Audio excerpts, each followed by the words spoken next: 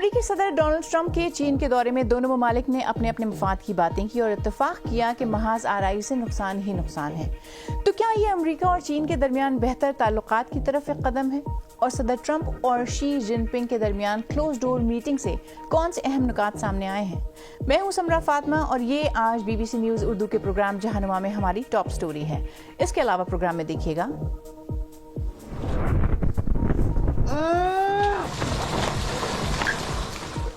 لبنان میں جنگ بندی کے باوجود لڑائی جاری ہے۔ اسرائیل کا کہنا ہے کہ وہ حزب اللہ کو نشانہ بنا رہا ہے۔ اور ہم آپ کو لے کر چلیں گے یوکرین، جہاں ایک نیا قانون دنیا کی سب سے بڑی سروگیسی کی مارکیٹ کو بند کر سکتا ہے۔ امریکی صدر ڈونلڈ ٹرمپ اور چینی صدر شی جن پنگ کے درمیان بیجنگ میں اہم مذاکرات ہوئے ہیں۔ اس ملاقات میں صدر شی نے صدر ٹرمپ کو بتایا کہ چین اور امریکہ دونوں کو تعاون سے فائدہ اور محض آرائی سے نقصان ہوتا ہے۔ صدر ٹرمپ ایک بڑے وفد کے ساتھ سفر کر رہے ہیں، جس میں انتظامیہ کے اہم اہلکار اور ٹیک انڈسٹری کے لیڈرز بھی شامل ہیں۔ صدر ٹرمپ نے کہا کہ ان کے تعلقات پہلے سے کہیں زیادہ بہتر ہوں گے اور انہوں نے صدر شی کو اس سال ستمبر میں امریکہ آنے کی دعوت بھی دی۔ بند کمرے میں ہونے والی یہ بات چیت 2 گھنٹے سے کچھ زیادہ دیر تک جاری رہی۔ دونوں رہنماؤں نے امریکہ کی ایران کے ساتھ جنگ کے بارے میں بھی بات کی اور اس بات پر اتفاق کیا کہ ایران کے پاس کبھی بھی ایٹمی ہتھیار نہیں ہونا چاہیے اور آبنائے ہرمز کو کھلا رہنا چاہیے۔ توقع تھی کہ ان کے مذاکرات میں تجارت، ٹیکنالوجی پر مقابلے اور تائیوان کے معاملات بھی شامل ہوں گے۔ بیجنگ میں ہمارے نامہ نگار اسٹیفن میک ڈونلڈ اس دورے پر نظر رکھے ہوئے ہیں۔ ان کی رپورٹ پیش کر رہے ہیں سمیت ککرو۔ چین نے اپنے عالمی اسٹریٹجک حریف امریکہ کے صدر کا شاندار استقبال کیا۔ شی جن پنگ چاہتے ہیں کہ ڈونلڈ ٹرمپ کا یہ دورہ تعلقات کو ایک نئی شروعات دے، کم از کم ان شعبوں میں جہاں وہ متفق ہو سکتے ہیں۔ یہ ٹیرف کی جنگ کے عروج پر نظر آنے والی کشیدگی سے بالکل مختلف تھا، اور دونوں طاقتوں کے کاروباری افراد امید کریں گے کہ مستقبل میں بھی ایسا ہی رہے۔ چین کی کمیونسٹ پارٹی امریکی صدر کو خاص محسوس کروانے کی پوری کوشش کر رہی تھی۔ اس میں رسمی توپیں، گارڈ آف آنر اور خوشی مناتے بچوں کا ہجوم شامل تھا، جسے ڈونلڈ ٹرمپ نے کافی سراہا۔ پھر great hall of the people کے اندر بقایا کام کا آغاز ہوا۔ یہاں دنیا کی 2 طاقتور شخصیات نے ایک دوسرے کی تعریف کی۔ میں ہمیشہ سے یہ مانتا ہوں کہ چین اور امریکہ کے درمیان مشترکہ مفادات ہمارے اختلافات سے زیادہ وزنی ہیں، اور یہ کہ ہر ملک کی کامیابی دوسرے کے لیے ایک موقع ہے۔ جب دونوں فریق تعاون کرتے ہیں تو دونوں کو فائدہ ہوتا ہے، جب وہ ایک دوسرے سے لڑتے ہیں تو دونوں کا نقصان ہوتا ہے۔ دونوں ممالک کو حریف کے بجائے ساتھی ہونا چاہیے اور ایک دوسرے کی کامیابی اور خوشحالی میں مدد کریں۔ ہمارا مستقبل ایک ساتھ بہت شاندار ہونے والا ہے۔ چین کے لیے بہت احترام ہے۔ جو کام آپ نے کیا، آپ ایک عظیم لیڈر ہیں۔ میں یہ سب سے کہتا ہوں کہ آپ ایک عظیم لیڈر ہیں۔ کبھی کبھی لوگ میرا یہ کہنا پسند نہیں کرتے۔ تاہم ان حکومتوں کے درمیان اختلافات کے سنگین نکات موجود ہیں اور وہ اپنے ایجنڈوں پر زور دیں گے۔ اس میں صدر شی تائیوان کے لیے امریکی حمایت میں نرمی کی امید کر رہے ہیں، اور صدر ٹرمپ چاہتے ہیں کہ چین ایران پر دباؤ ڈالے تاکہ آبنائے ہرمز کو کھولا جا سکے۔ دونوں رہنما یہ بھی امید کرتے ہیں کہ ان کی عوام دیکھے کہ وہ سب کی بہتری کے لیے اور اپنی معیشتوں کو آگے بڑھانے کے لیے اختلافات پر قابو پا سکتے ہیں۔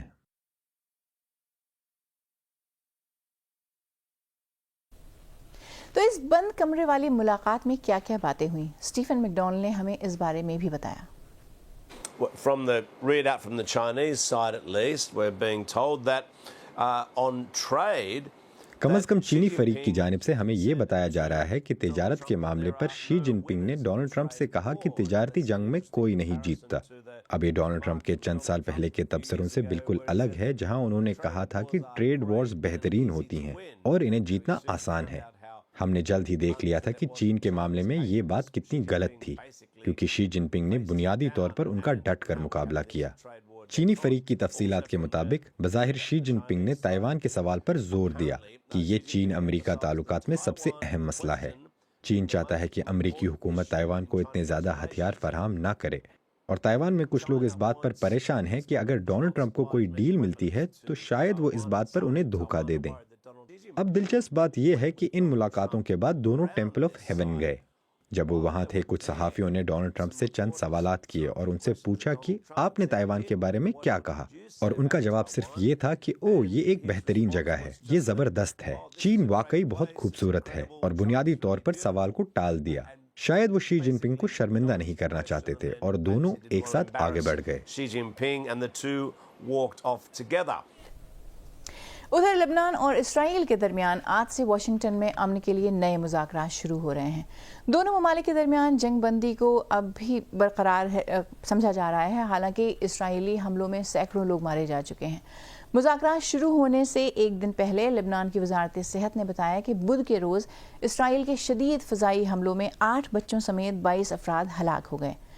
لبنانی حکام کا کہنا ہے کہ گزشتہ ماہ جنگ بندی کے اعلان کے بعد سے اب تک 400 سے زیادہ لوگ مارے جا چکے ہیں۔ لبنان سے ہیوگو بشیگا کی رپورٹ پیش کر رہے ہیں عارف شمیم۔ لبنان میں جنگ بندی ہونی چاہیے تھی، لیکن یہاں پر جنگ رکی نہیں ہے۔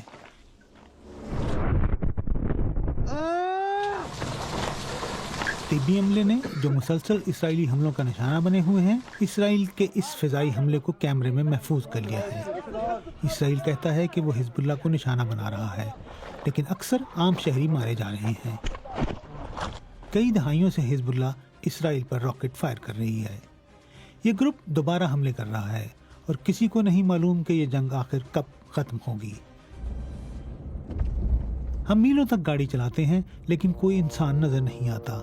ہمیں صرف اسرائیلی ڈرون نظر آتا ہے جو ہر چیز اور ہر شخص پر نظر رکھے ہوئے ہے۔ فرنٹ لائن سے دور گاؤں میں بھی جنگ ہمیشہ قریب محسوس ہوتی ہے۔ حسین ہمیں اپنی تباہ شدہ دکان پر لے گئے، جو پڑوس کی عمارت پر اسرائیلی حملے کی وجہ سے تباہ ہو گئی۔ اب لوگوں کو علاقہ چھوڑنے کے لیے وارننگ دی گئی ہے، لیکن میں کہاں جاؤں؟ میں اپنے آبائی قصبے سے نہیں جاؤں گا، یہ میرا اپنا آبائی گھر ہے۔ ہم مزید جنوب کی طرف جاتے ہیں، اس زمین کے قریب جس پر اب اسرائیل کا قبضہ ہے۔ اس سڑک پر یہ لبنانی فوج کی آخری چوکی ہے، اور وہاں وہ یلو لائن ہے، یعنی لبنان کا وہ حصہ جو اب اسرائیلی قبضے میں ہے۔ یہاں فوجیوں نے ہمیں بتایا کہ اسرائیلی فوج پہاڑی کے اوپر موجود گھروں سے کارروائیاں کر رہی ہے۔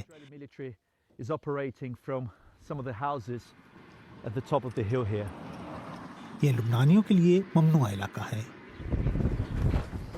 ایک اسرائیلی فضائی حملے نے رضا کا کاروبار اور گھر تباہ کر دیا، اور اس کے بھائی اور درجنوں پڑوسیوں کو مار دیا۔ وہ کہتے ہیں کہ یہ سب عام شہری تھے۔ حزب اللہ کون ہے؟ یہ میں ہوں، آپ ہیں، اور وہ ہیں۔ وہ زمین کے دفاع کے لیے بنے تھے۔ جب تک لبنان پر قبضہ یا خطرہ رہے گا، ہم کسی پر بھروسہ نہیں کر سکتے۔ جنگ بندی کے دوران لبنان میں اسرائیلی فضائی حملوں میں 400 سے زائد افراد ہلاک ہو چکے ہیں۔ جنگ جاری ہے، اور کھلی قبریں نئی لاشوں کا انتظار کر رہی ہیں۔ یہ صرف نام کی جنگ بندی ہے۔ اور برکس ممالک کے وزرائے خارجہ انڈیا میں 2 روزہ اجلاس کے لیے موجود ہیں، جہاں روسی وزیر خارجہ نے یہ یقین دہانی کرائی ہے کہ ایران جنگ کے سبب تیل کی سپلائی کے معاملے میں وہ انڈیا کو کوئی نقصان نہیں ہونے دے گا۔ لیکن اس بارے میں سوشل میڈیا پر لوگ تشویش کا اظہار کیوں کر رہے ہیں؟ تفصیل دیکھیے آج ٹرینڈنگ میں۔ 2 روز پہلے ہی انڈین وزیر اعظم نریندر مودی نے عوام سے اپیل کی تھی کہ وہ پیٹرول اور ڈیزل کا کم استعمال کریں، اور ایسے میں روس کی طرف سے تیل کی فراہمی کی یقین دہانی ملک کے لیے ایک اچھی خبر ہونی چاہیے۔ لیکن انڈیا نے ابھی تک اس بارے میں کوئی صاف بیان نہیں دیا ہے کہ وہ آفر ایکسیپٹ کر رہا ہے یا نہیں، اور انڈیا اور روس کے درمیان تجارتی تعلقات پر گزشتہ کچھ عرصے سے جاری امریکی ناراضی اور دھمکیوں کی وجہ سے سوشل میڈیا پر اسی سلسلے میں کئی سوال کیے جا رہے ہیں۔ ایکس اکاؤنٹ وانڈرر نے لکھا، روس مدد کرنا چاہتا ہے، لیکن اگر مودی اس مدد کو قبول نہیں کرتے ہیں تو انہیں عوام کو مشورہ دینے کے بجائے یہ وضاحت دینی ہوگی کہ وہ ایسا کیوں کر رہے ہیں۔ جاوید اوان نے لکھا کہ روس تو دے دے گا، لیکن انڈیا امریکہ کے ڈر کی وجہ سے تیل نہیں لے گا۔ اور راجیو لوچن تریویدی لکھتے ہیں کہ یہ بہت اچھی بات ہے کہ روس سرچارج کے بغیر تیل دینے میں انٹرسٹڈ ہے۔ پھر وزیر اعظم مودی ایسا ماحول کیوں بنا رہے ہیں کہ انڈیا کو تیل اور دیگر چیزوں کے استعمال کو کنٹرول کرنا ہوگا؟ اب ایک نظر ڈالتے ہیں دنیا بھر کی باقی خبروں پر۔ ہیومن ह्यूमन राइट्स वॉच ने कहा है कि उन्हें डेमोक्रेटिक रिपब्लिक ऑफ कॉन्गो के शहर ओवीरा में कत्ले आम और जिनसी तशद्दुद के शवाहिद मिले हैं। उनके मुताबिक रवांडा के हिमायत याफ्ता M23 फाइटर्स ने दर्जनों शहरियों को हलाक किया। रिपोर्ट ने रवांडा के फौजियों पर भी तशद्दुद का इल्ज़ाम लगाया है। रवांडा ने हमेशा से इस बात की तरदीद की है कि उसके फौजी DRC में मौजूद हैं। और क्यूबा के दारुल हुकूमत हवाना में गैर मामूली मुजाहरे फूट पड़े हैं क्योंकि अमरीकी नाकाबंदी की वजह से वहां दिहाइयों में अब तक का बिजली का बदतरीन ब्लैकआउट शुरू हो गया है। क्यूबा के वजीर तवानाई का कहना है कि मुल्क में ईंधन का तेल और डीजल खत्म हो गया है। बुध के रोज अमरीका ने जजीरों के कम्युनिस्ट निज़ाम में बामानी इस्लाहात के बदले $100 मिलियन की इमदाद की फिर से पेशकश की थी। यूक्रेन तवील अरसे से दुनिया में सरोगेसी के बड़े मराकज़ में से एक रहा है। यहाँ निस्बतन कम अखराजात और नरम कवानीन की वजह से दुनिया भर से वालिदैन आते हैं। रूसी हमले के बाद भी ये सिलसिला जारी रहा और इनफैक्ट वहाँ के फर्टिलिटी क्लिनिक्स इन जंगी हालात में भी काम करते रहे हैं। लेकिन अब यूक्रेन की पार्लियामेंट में ज़ेर बहस एक मुजव्वज़ा कानून गैर मुल्की वालिदैन के लिए सरोगेसी पर पाबंदी लगा सकता है। एक ऐसा कदम जो दुनिया की सबसे बड़ी सरोगेसी मार्केट्स में से एक को ख़त्म कर सकता है। यूक्रेन के दारुल हुकूमत कीव से सोफिया बतीजा की इस रिपोर्ट को देखिए जिसे पेश कर रही हैं आलिया नाज़की। एक बच्चा अपने वालिदैन का इंतजार कर रहा है जो जंग के बावजूद सरोगेसी के लिए यूक्रेन आ रहे हैं। एक ऐसा मुल्क जो अभी भी हमलों की जद में है।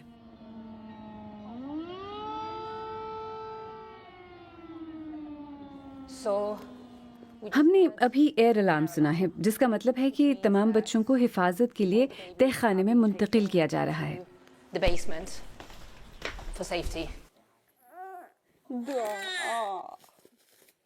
हमें ये पता लगा कि अक्सर औकात इन वालिदैन को अपने बच्चों को लेने में ताख़ीर का सामना है। कभी कभी तो ये ताख़ीर कई महीनों तक रहती है।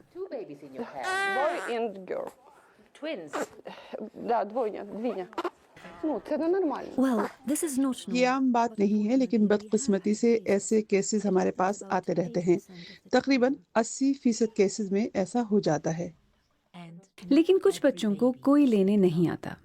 वी के वालिदैन ने उसे सरोगेसी के जरिए पैदा करवाने के लिए अदायगी की थी, लेकिन फिर उन्होंने उसे यहीं छोड़ दिया। जब उन्हें मालूम हुआ कि उसे शदीद दिमागी चोट लगी है तो वो उसे लेने नहीं आए।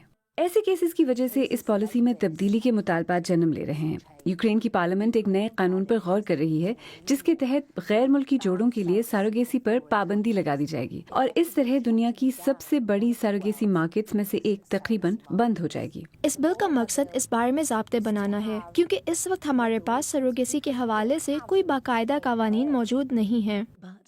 लेकिन उन खवातीन के लिए जो सरोगेट माँ बनने का फैसला करती हैं, ये एक अहम सहारा है। करीना का घर बाखमुद के महाज पर लड़ाई में तबाह हो गया, इसलिए उन्होंने एक चीनी जोड़े के लिए बच्चा पैदा करने का फैसला किया जिसके बदले में उन्हें $17,000 मिलेंगे। मैं जितनी बार भी सरोगेसी कर सकती हूँ करती रहूंगी जब तक मेरी सेहत इस बात की इजाजत देती है। लेकिन सरोगेसी पर पाबंदी से मेरे तमाम मंसूबे तबाह हो जाएंगे। इस मुमकिन पाबंदी से सिर्फ इन खवातीन ही के मंसूबे नहीं बल्कि दुनिया भर के वालिदैन बनने का ख्वाब रखने वाले लोगों के मंसूबे भी मुतासिर होंगे। हिम्मत राज और राजवीर बाजवा सरोगेसी के जरिए बच्चा हासिल करने लंदन से किएव आए हैं। हम यकीनन इस पाबंदी के खिलाफ होंगे क्योंकि हमारे अपने हालात को देखें तो ये तजुर्बा शानदार रहा है। ये सिर्फ पैसे या सियासत का मामला नहीं बल्कि इसका मकसद लोगों को खुशी देना है, ऐसी खुशी जिसके बारे में हम जैसे लोग कभी सोच भी नहीं सकते थे।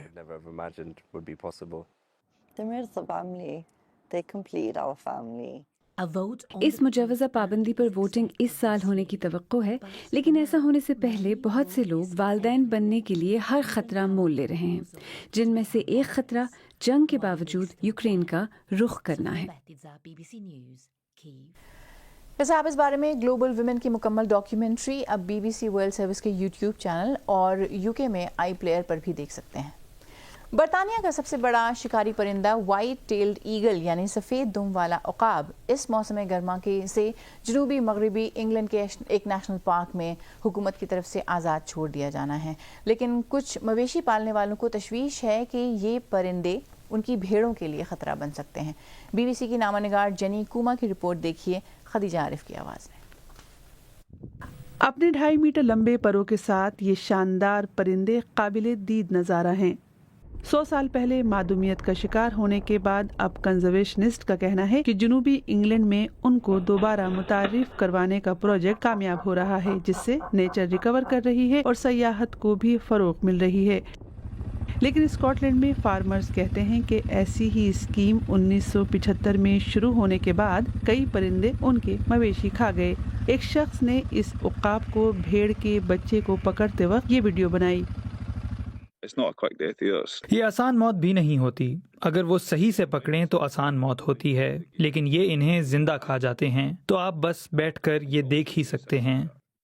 ماحولیات کے تحفظ کے لیے کام کرنے والے گروپس کا کہنا ہے کہ ریسرچ سے پتہ چلتا ہے کہ عقاب بنیادی طور پر بھیڑ کے بچوں کو مارنے کے بجائے انہیں اس وقت ہی اٹھاتے ہیں جب وہ پہلے ہی مر چکے ہوتے ہیں۔ کسان اس سے متفق نہیں ہیں اور اسکاٹ لینڈ کی حکومت نے ان چیلنجز کو تسلیم کیا ہے اور وہ انہیں خطرات سے نمٹنے میں مدد کے لیے ہزاروں ڈالر ادا کر رہی ہے۔ یہاں انگلینڈ کے جنوب میں فارمرز پریشان ہیں کہ انہیں بھی نقصان اٹھانا پڑ سکتا ہے۔ ہم ایسی صورتحال میں نہیں ہونا چاہتے جہاں جن بوتل سے نکل جائے اور ہمیں نقصان ہو، اور کیونکہ یہ ایک پروٹیکٹڈ پرندہ ہے ہم اس سے خود سے نمٹ بھی نہیں سکیں گے۔ پروجیکٹ پر کام کرنے والے کہتے ہیں کہ یہاں فارمرز کو مسئلہ نہیں ہونا چاہیے کیونکہ یہاں مچھلیاں اور چھوٹے پرندے بڑی تعداد میں ہیں۔ ہم بس اتنا کہہ سکتے ہیں کہ ہمیں انگلینڈ کے جنوبی ساحل پر ایسا کوئی مسئلہ نہیں ہوا، تو ہمیں معلوم ہے کہ پرندے کیا کر رہے ہیں۔ لیکن اگر کوئی مسئلہ ہوا تو کیا پلان ہے؟ اگر کوئی پرندہ مسئلہ کر رہا ہوا تو اس قید میں پھر سے ڈال دیا جا سکتا ہے۔ حقیقت یہ ہے کہ یہ پرندے پہلے سے ہی اس علاقے میں ہیں۔ سیٹلائٹ ٹریکرز نے اس نیشنل پارک میں ایسے 14 پرندوں کی نشاندہی کی ہے۔ یہ بحث جاری رہے گی، کچھ انہیں دیکھنے کے لیے بےتاب ہوں گے جبکہ فارمرز اپنے مویشیوں اور ذریعہ معاش کے لیے پریشان ہیں۔ آج BBC نیوز اردو کے پروگرام جہانما میں اتنا ہی۔ پروگرام میں شامل سٹوریز اور تازہ ترین خبروں کے لیے ہماری ویب سائٹ bbc.com/urdu پر آئیے۔ سمرہ فاطمہ کو اجازت دیجیے۔